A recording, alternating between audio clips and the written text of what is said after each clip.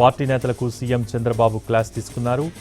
తన పర్మిషన్ లేకుండా పదవులు ఇవ్వొద్దని కొందరు అంటున్నారని, ఎవరు పనిచేస్తే వారికే దండేస్తామని అన్నారు చంద్రబాబు. నియోజకవర్గాల్లో బలహీనపడి గౌరవం పెరగాలంటే పెరగదని, సీనియర్ని గుర్తింపు ఇవ్వాలంటే కుదరదని అన్నారు చంద్రబాబు.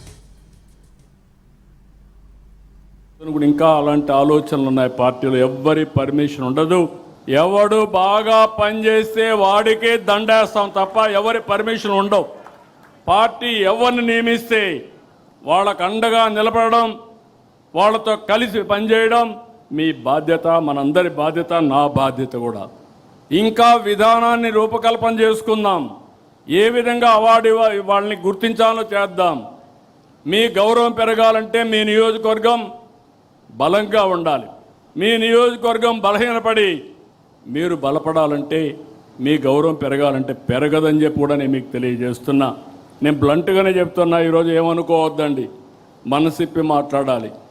మనసిప్పి మాట్లాడకపోతే మీరు ఏమనుకుంటారంటే, ఎవరైనా పని చేయకపోయినా నాకు గౌరవం ఇవ్వమంటారు, నేను ఫస్ట్ నుంచి ఉన్నాను నాకు గౌరవం ఇవ్వమంటారు.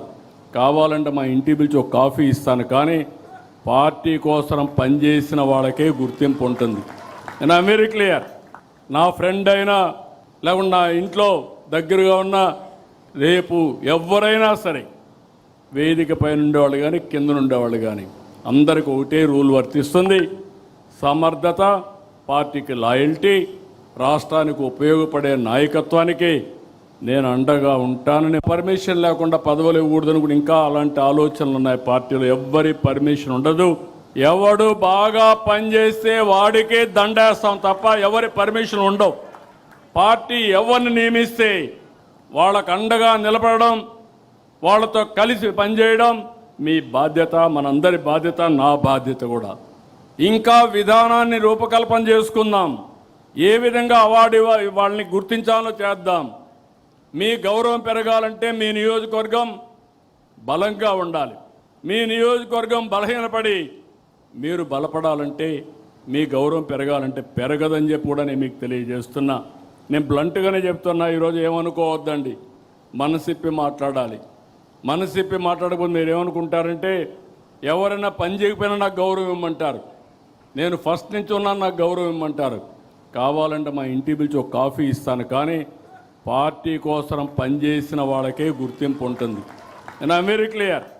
నా ఫ్రెండ్ అయినా లేకుండా నా ఇంట్లో దగ్గరగా ఉన్న రేపు ఎవరైనా సరే, వేదిక పైన ఉండేవాళ్ళు కానీ కింద ఉండేవాళ్ళు కానీ అందరికీ ఒకటే రూల్ వర్తిస్తుంది. సమర్థత, పార్టీకి లాయల్టీ, రాష్ట్రానికి ఉపయోగపడే నాయకత్వానికి నేను అండగా ఉందని ఎగో ప్రదర్శిస్తే భవిష్యత్తులో నష్టపోయేది మీరు, పార్టీ. అందుకనే మళ్ళీ మళ్ళీ కోరుతున్నా, చిన్నపాటి కలహాలు కూడా రాకూడదు. ఫ్లెక్సీల దగ్గర, ఫోటోల దగ్గర, కుర్చీల దగ్గర. నేను I'm very clear on that. ఎవరో ప్రధానమంత్రి వస్తే నన్ను సెక్యూరిటీ పక్కకు వస్తాడు. అతనికి తెలియదు, అతను డ్యూటీ ఆయన చేస్తాడు. దానిపైన నేను ప్రధానమంత్రి గారి దగ్గరికి వస్తే నన్ను చేశారనుకుంటే తప్పు అవుతుంది. ఈ విషయాలు మీరు గుర్తుపెట్టుకోవాలి. నేను చాలాసార్లు చూస్తున్నా ఇవన్నీ. అందుకే మళ్ళీ మళ్ళీ మీ అందరికీ చెప్తున్నా, ఈ యొక్క మీరు సత్ప్రవర్తన కింది వాళ్ళకు కూడా నేర్పించాలి. We're not only individual leader by virtue of your position. మీకు వల్నరబిలిటీ ఎక్కువ ఉంటుంది. ఒక మంత్రి, కేంద్ర మంత్రులు తప్పు చేసే నేషనల్, ఇంటర్నేషనల్ మీడియాలో హెడ్లైన్స్ వస్తాయి.